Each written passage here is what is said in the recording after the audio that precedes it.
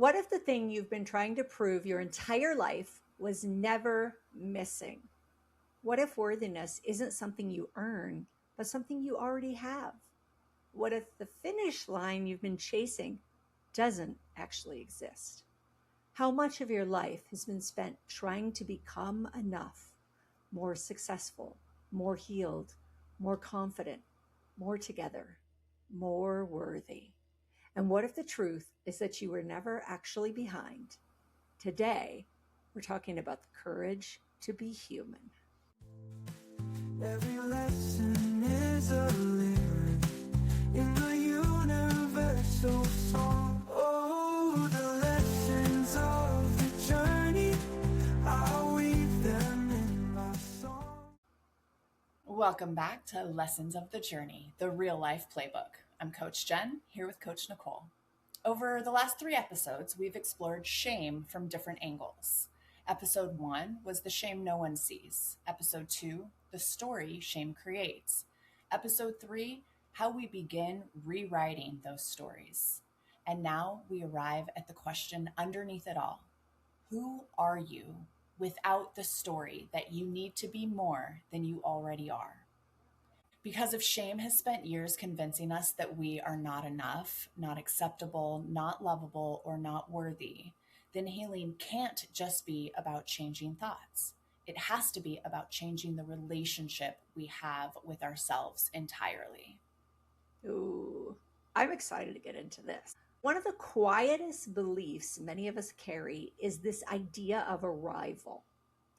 It often doesn't show up as a clear thought. It shows up as a feeling, a sense that somewhere in the future, after enough work, growth, healing, success, or self-improvement, we will finally reach a version of ourselves that feels okay to be. So we organize our lives around that possibility. We tell ourselves, when I fix this part of me, then I'll feel worthy. When I lose the weight, then I'll feel confident. When I become more successful, then I'll finally relax. When I stop struggling, then I'll finally be enough. But what's actually happening underneath those thoughts is something more subtle. We are postponing permission to be human. We are delaying the moment we allow ourselves to feel okay until some future condition is met. And the problem is, shame quietly learns how to work inside that system. Because shame doesn't just say you're not enough. It says you're not enough yet. And that small word, yet, keeps the entire system in motion.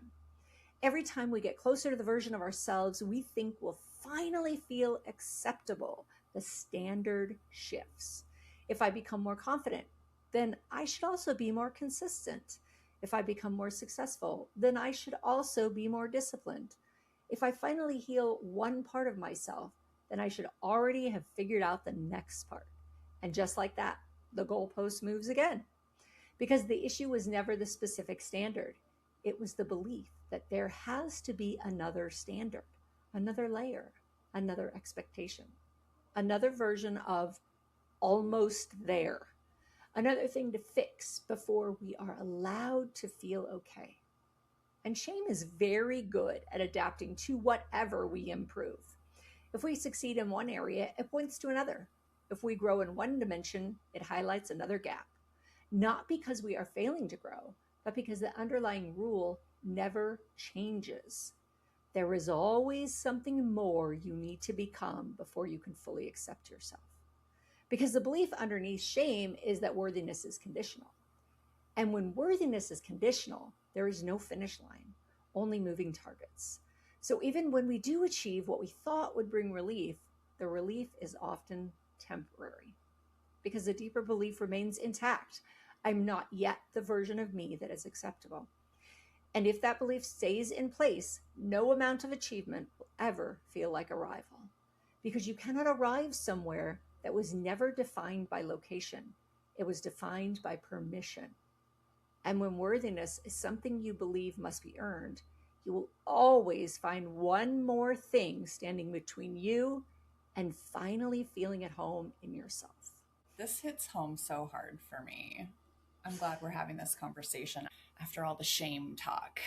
Yes. I feel this. Oh, yeah. I think any productive person to think that just one more thing and it'll be okay. One more thing and I'll feel better. One more thing and something else. It's just always that one more thing.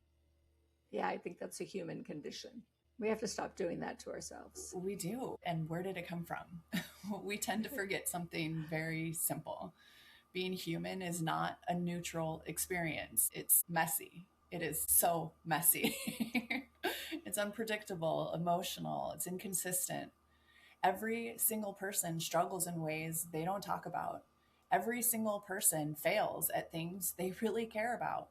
And every single person has moments where they feel overwhelmed, reactive, uncertain, or not like the version of themselves they wish they were. Every person has said something they regret, made a choice they would change, and every person has parts of themselves they're still learning how to understand. This is not an exception to the human experience. This is the human experience. But somewhere along the way, we learn to interpret these moments differently. Instead of seeing them as part of being human, we start treating them as evidence that something is wrong with us, or evidence that we're falling behind, or evidence that other people must be doing life better than we are. And shame is what bridges that gap between experience and identity. A difficult moment becomes, I can't believe I did that, which becomes, I always do this, which becomes, this is just who I am. But imperfection was never meant to be proof of brokenness. It was always meant to be information about being human. There's a difference between I made a mistake and I am a mistake. One describes an experience that can be learned from, repaired, or understood. The other turns a moment into an identity that has to be carried. And once something becomes identity, it stops being flexible. It stops being something we move through and it starts becoming something we live inside of. Yeah. Shame has a way of collapsing time. It takes a single moment, often the one we regret most, or the one we feel most exposed in, and stretches it into an identity. It doesn't usually happen all at once. It happens in layers. A mistake becomes, I can't believe I did that. And it becomes, I always do this. And it becomes, I ruin things. And eventually, this is just who I am. So what started as an experience becomes a definition. And what started as a moment becomes a story that follows us everywhere. But no single moment was ever meant to carry that much weight. A moment can be understood. A moment can be repaired. A moment can even become wisdom over time. But a moment was never meant to become a person. Because a human being is not a snapshot. You are not the worst thing you've ever done, but you are also not only the best thing you've ever done.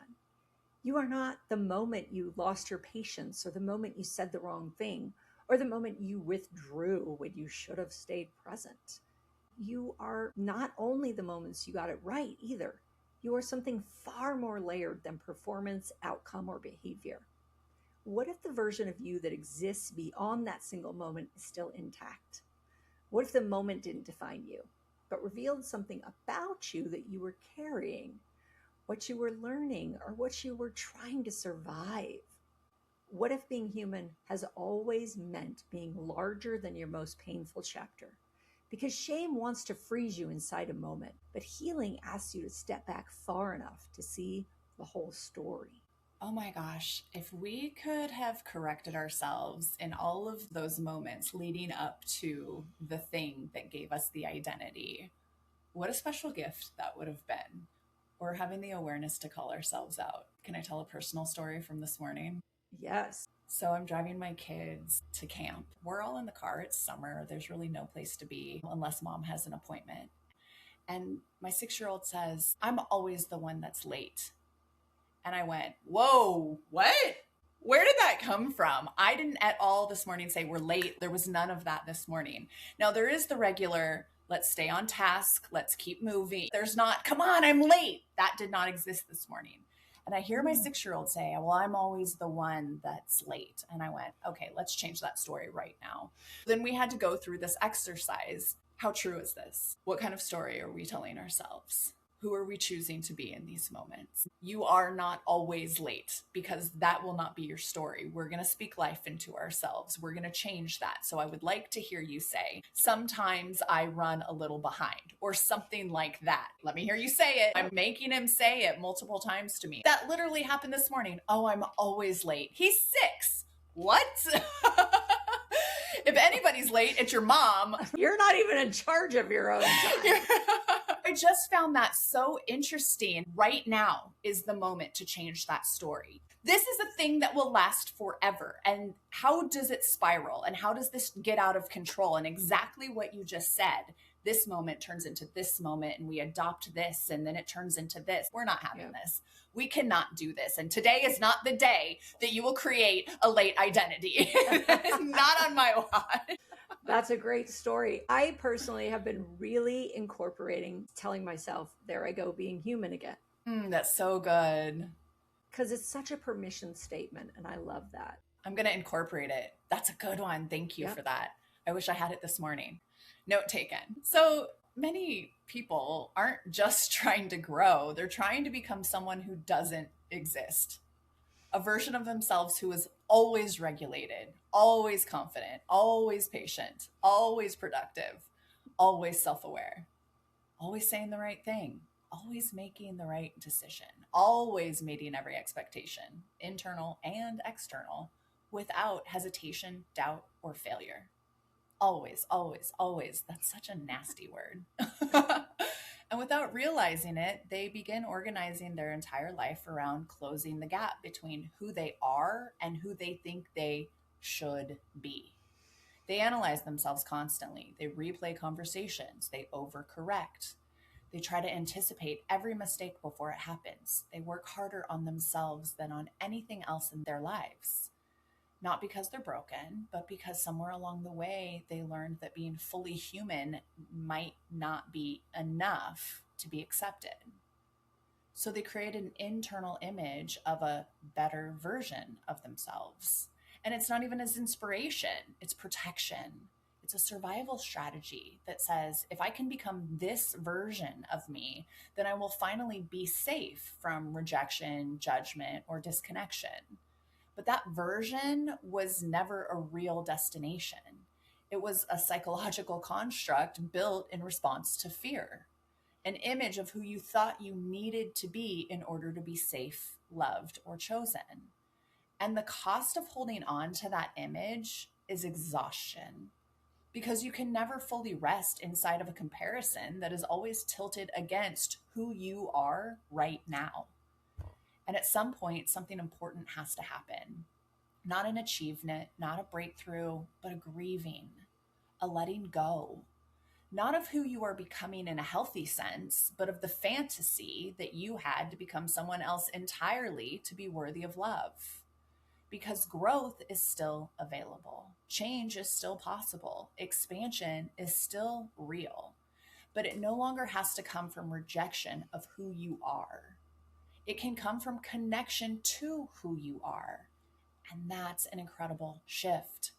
Growth stops being about becoming someone else, and it starts being about returning to yourself. Okay, I'm so offended. Stop saying all the things that are exactly me.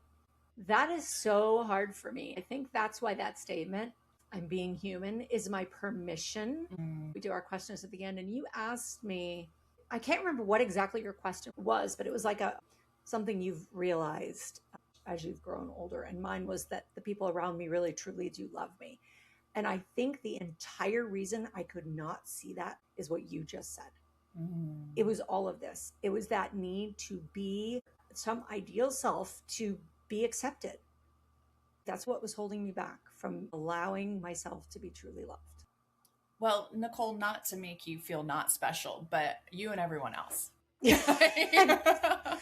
Absolutely. I'm very much aware of that fact, but this is hitting me really hard right now. Yeah. Well, and me too. And you and I can only speak to this again because we're doing the work still, regularly, daily, in front of everyone. In the moment. Oh, there I go, being human again. Oh my gosh. So, self acceptance is one of the most misunderstood ideas in personal growth because when people hear it, they often assume it means either lowering your standards, letting yourself off the hook, or avoiding accountability, or maybe even deciding that change is no longer necessary. But that isn't self acceptance, that's resignation. And those two things are not the same. Self acceptance is not the absence of growth, it is the absence of self rejection, because most people aren't blocked from growing because they lack awareness. They're blocked because every attempt to grow is paired with criticism. They try to change something about themselves while simultaneously attacking the person who is trying to change it. I should be better than this. I can't believe I still do this. What's wrong with me? And over time, that internal pressure doesn't actually create sustainable change. It creates resistance, because you cannot build something new on top of a relationship that feels unsafe. Self acceptance is not saying this doesn't matter. It is saying this is where I am and I'm willing to work with myself from here instead of against myself.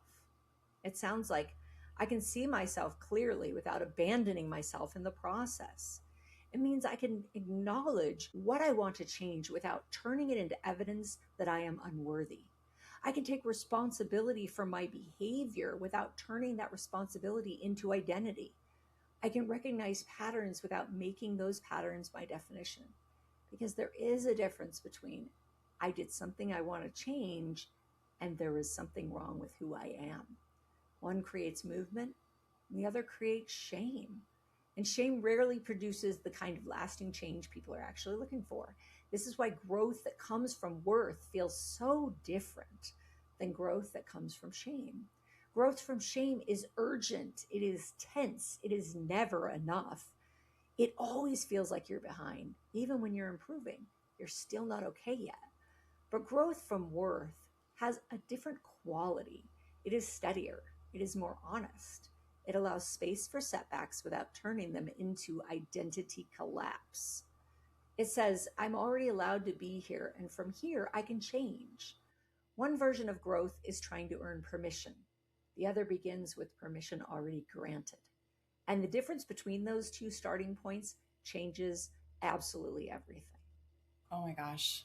Absolutely everything. Speaking from my whole entire life. You heard me in the last few shame episodes talk about I didn't know any difference. And I never thought I was allowed to be there because I never thought that who I was enough. I was always afraid to be seen. Man, I tell you, if somebody would have just said what you said, oh, you're being human today, that's fun. And where do we go from here? Radical acceptance is something that I've been working on really intentionally for a lot of years now. Now I'm not there. And what radical acceptance has shown me is that it is what it is, and you then get to decide what happens from here. And that's okay. But I never knew what okay was. Like what we're talking about here, it was always some version that didn't exist for me, and I didn't know how to get there. This is such a special conversation that we're having. And remember, it's not a place we arrive. Yeah. You're always working on it because you're human. Yeah. So you have the right to always be working on it. Till the moment you take your last breath, you can be working on something. And it doesn't mean you're failing at it. It just means you're getting better and better as you go. I really hope that when I'm on my deathbed, this is like my version of it, and somebody goes, Jen, tell me all the things. Because you see the 10 things that everybody who's dying regrets. Yes. I don't want the question to be regrets. I want the question to be this. What does everybody need to know? It's on my deathbed. I'm still working on it. Today, even, I am working on it. We don't arrive. There's no destination. It's just the journey. Yeah. At the core of shame is not behavior, it's disconnection. The deep, often unspoken belief that if people were to see all of who we are, our mistakes, our insecurities, our reactions, and our needs, that we wouldn't be accepted. So we learn to manage how we are perceived. We edit ourselves. We filter what we say. We soften certain parts. We hide others. We perform competence when we feel uncertain. We perform strength when we feel overwhelmed. and we perform having it all together when who does really? Not because we are trying to be deceptive people, but because we're trying to stay connected, trying to protect belonging, trying to avoid the pain of rejection we associate with being fully seen. But over time, something begins to happen. The performance that was meant to protect connection starts replacing connection itself. People are not connecting with us. They are connecting with a version of us that has been carefully curated. And that version may be accepted, but it's not fully known. And what is not fully known cannot fully feel safe. This is where Brene Brown's research becomes so important, because shame does not survive being spoken in safe connection. It thrives in secrecy, in silence, in the parts of ourselves we believe must stay hidden. Healing, then, is not about becoming perfect enough to be seen. It is about becoming willing to be seen while still imperfect. Not in unsafe spaces and not with everyone. Not on social media. No, please don't. But with the right people, the people who can hold your humanity without turning it into judgment. Because real connection is not built on performance. It is built on truth, on the moments where we are not impressive, but we are real. We're not curated, but we're honest. Not in performing worthiness, but in allowing ourselves to be known. And maybe the most important shift of all is this. You do not have to become more acceptable to be connected. You have to become more honest to be connected. And that changes everything. Hitting me in the gut. So maybe the question was never, how do I become enough? Maybe the question is, what would actually change in my life if I stopped believing I was supposed to become enough at all? Because if we're honest, many of us have been living as if worthiness is conditional, as if there is some version of ourselves we are trying to earn our way into through improvement, achievement, self-correction, becoming better, becoming more, becoming different.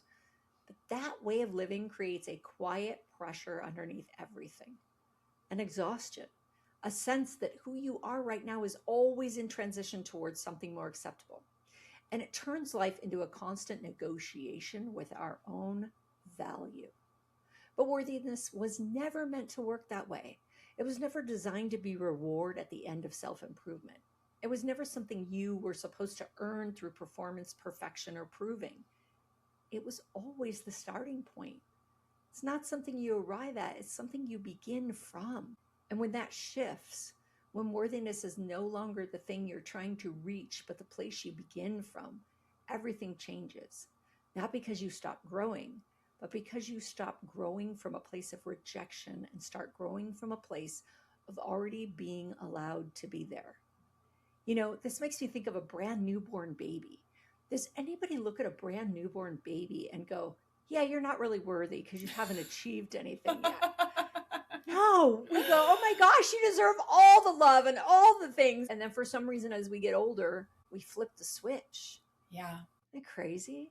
Gosh, we'll get right into takeaways. For me personally, I'm just realizing, maybe not just realizing, that all of my shame existed because of fear of not feeling worthy as we put together this 4-part series. And oh my gosh, how different life would be. The boundaries that I would have been able to create and hold, the versions of myself that I may have put out there because I thought that I wasn't good enough. I just see such a different human in a parallel universe out there somewhere that felt all of this her entire life. And it is amazing to wake up and just know that because you exist, you have value, you are worthy of love and acceptance. And anybody who's not giving you that doesn't need to be there. That's one of my biggest takeaways, is that we spend our lives so much trying to gain the acceptance of people around us. But if we can't get it there, those are the wrong people. because there are the people that see exactly who you are and love you because of it, not in spite of it. And that's massive. And for me personally, loud, passionate, expressive, cuss like a sailor, love so deeply, all of the things that make Jen Jen, and the people who go, yeah, that girl, I want that girl. That's emotional for me because it took 40 years. Yeah. To stop trying to appease everyone Yeah. and be the version that they wanted you to be. Yeah. Yeah. I have learned so much through this entire series. I have so many takeaways. There are so many things that we said during these 4 episodes where I went, man, it's so much easier to understand. It's like the articulation makes it so much clearer in me to go, that's what's been happening. I've had so many aha moments through these 4 episodes because of the clarity that's created for me. And I'm so grateful for that. I really am. For me, I think my biggest hurdle is just 100% Nicole, accepting yourself in value and worthiness in the space you're in right now. Who you are at this moment is wonderful. That's hard to say for me. Yeah. That's the truth of the way I need to start thinking about myself. Man, if I could have a superpower, and I'm going to answer a question that doesn't even exist right now. What superpower would you want if you could have any? The ability to see myself through other people's eyes. Yes. Oh, yes. That would change our relationship with shame so much. Just to be able to Yes. see through the people that love us. Oh my gosh, I do have value. Because I look at the people that I love and I know that they have shame and carry shame too. And I go, but you're so amazing because of this, these a million things. And yeah, there's a 1 or 2 things here, but it's these million things. I wish I could see that part of myself. Yeah. So that's what I'm working on. That's where that I'm just being human again. There I go. And just being okay with it. Man, so many things we said today. I have gone over conversations so many times in my own mind. How could you say that? Why did you say that? Oh my gosh. Initially, it's the guilt feeling, which is healthy because then you could fix it if you made a mistake. Yeah. But then it becomes the shame thing. And then it becomes, yeah, I shouldn't be around people because I don't know what to say. And it's like, oh my gosh, what a spiral that is. Shame is such a spiral. And I'm going to stop those spirals. I'm not going to let that happen anymore because I'm going to make mistakes 100%. The section you were talking about, feeling like there's always a better version of yourself. That's the part that hits home for me. The belief that I should be better. I should be a better version of Nicole. I have to stop doing that to myself. The beating myself up that I've been doing for all these years. I'm on the journey of stopping doing that and not feeling that way anymore. But man, this is a long journey. Yeah. And the should gets us in so much trouble. This is one of my challenges that I give to almost every one of my coaching clients is slowly eliminating the word should from your vocabulary and rearranging the sentence to create meaning. What do I want? What do I need? What would I like to see happen? And allowing your worthiness to shine through in those statements, because should equals judgment. And if we're constantly walking around judging who we are in that moment, there's never going to be peace in your world because you just don't think you're good enough. Gosh, if I could give a superpower to the world, it would be what we're talking about today. Just to understand that simply who you are is worthy of these very basic things that we're talking about: love, peace, happiness, belonging, connection. Yeah. I love that reframe the shoulds into a worthiness statement. Well, and I'm stealing yours. I'm so using that with my kids from now on. Oh my gosh, you're so human. Look at you. I love it. It's going to be a regular thing in my life. I'm going to put this out there. If you hear my kids out in the world start saying something like that, they're going to credit Auntie Nicole right here. I told my 9-year-old the other day, I said, you know what you're doing? And she goes, what? I go, you're being so human right now. And she was like, well, I am. Yeah, exactly. Yeah. So cute. You ready for some questions? Let's do it. Okay. I would like to know, Nicole, what compliment have you received that has stuck with you forever? Okay, I'm going to go with this one. And it's kind of an interesting double-edged sword. I was in junior high. So what are you, 12, 13? And we were at an assembly and they were showing pictures of our elementary school. And after my picture was shown, someone looked at me and said, wow, you've really changed and for the good. That was awkward in elementary school. So I had gotten better looking, I guess. Okay. It stuck with me for a couple of reasons. One was because I felt like, yeah, I'm kind of growing into my own. But the other was that I wasn't acceptable looking when I was younger. That's where that kind of double edged sword was. And it also seemed to be the launching point. And I think most women deal with this, the launching point of beauty being an important aspect of my identity, almost tied to what we've been talking about today, the shame thing. If you're not pretty enough, if you don't show up in a way that people find pleasing enough. And I just really remembered that compliment hitting me in multiple ways of feelings. I think that's why that one stuck with me. Wow. Yeah. All right. Good one. Okay. Jen, what's your this is so me habit? Oh gosh. So I'm loud and I call it passionate. And so on occasion, because I don't want to say regularly, I expose my passion to unsusceptible people that were not prepared for my passion. And usually the feedback I get is, oh, it took me a minute to understand that you're not anything but happy and excited and passionate and expressive. Oh, that's just Jen. That's usually the feedback that I get from people. If somebody is taken aback because they're receiving my passion in a place that they were not yet ready for it, I go home and go, oh, that's so Jen. That is so Jen. I love your passion. That's a good one. Thanks. The people who accept me and I feel the most worthy around, that's that. Exactly. All right. Over the last 4 episodes, we have explored shame, what it is, how it speaks, the stories it creates, and how we begin to change our relationship with it. But underneath all of it has been one consistent truth. You were never meant to earn your worth. You were never meant to prove your humanity, and you were never meant to become perfect in order to be worthy of love, belonging, or connection. Because those things were never the reward. They were always the beginning. So as you move through this week, we want to leave you with one question.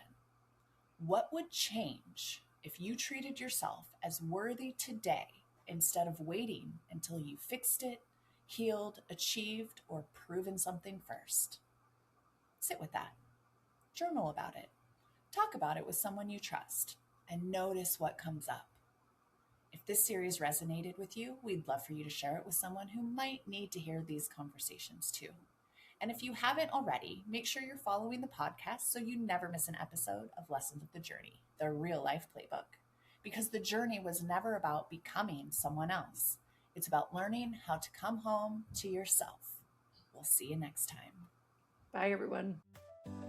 Write your lines with passion, let your spirit freely roam. The lessons of your journey will lead you safe.